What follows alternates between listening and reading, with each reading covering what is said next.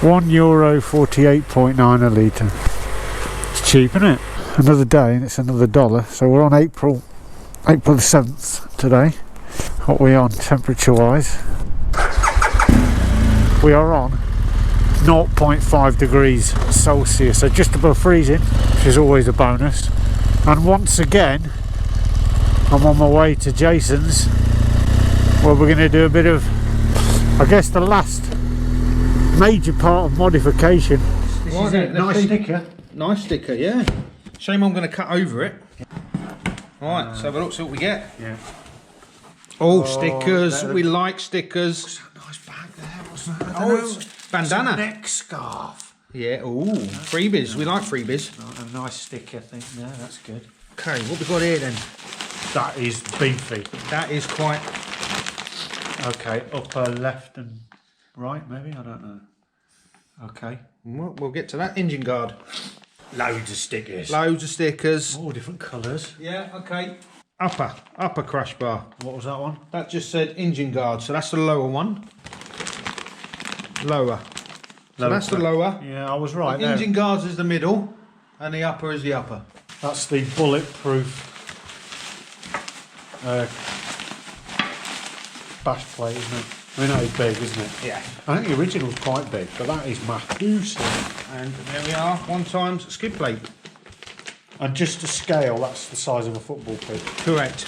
Right, there we have the unboxing done. Let's get on with it. Yeah. So you get a QR code on the bag itself that takes you to this video, which I've already looked at. So that's all the tools, all the kit complies with that, and we've got the video running in the background.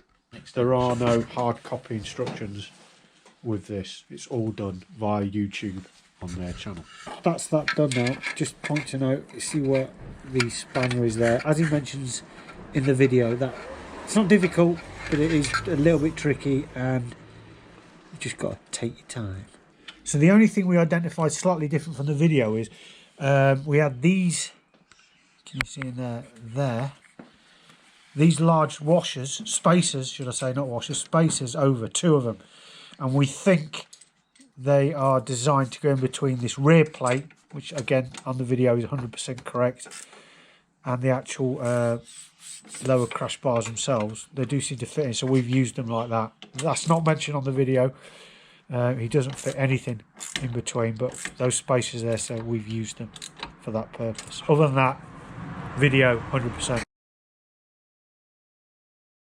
Part 2 engine guard, and QR scanned it again, lead us to this video. Okay, so you will start by removing the original engine guard fitted. Really easy that, because it's a straightforward external fit on it.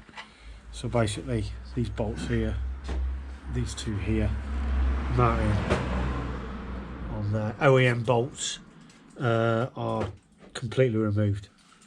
Exactly the same as the video, so no difference there. Engine guard, lower guard. Now we're going to fit the upper guard. Upper crash bars, that's what you get in the box. Crash bars, and that's it. Okay, upper crash bars fitted exactly as per the video. Nothing really to report on that. Very straightforward installation. So all that's left now is the skid plate, crash plate, bash plate, whatever you want to call it, for the bottom. There's the OEM one that we removed right at the start, and then for comparison there's the Outback Motortek one. So in terms of thickness, I don't know if you're going to see this well on the camera. I'll try and hold them next to each other. It is, I'll probably say nearly twice as thick. You can see that it affords a bit more protection on the front of the exhaust area, and at the rear as well. It's much wider. Really easy. 4 bolts, 2 countersunk on the bottom. I don't know if you can see that, probably not. And then 2 at the front.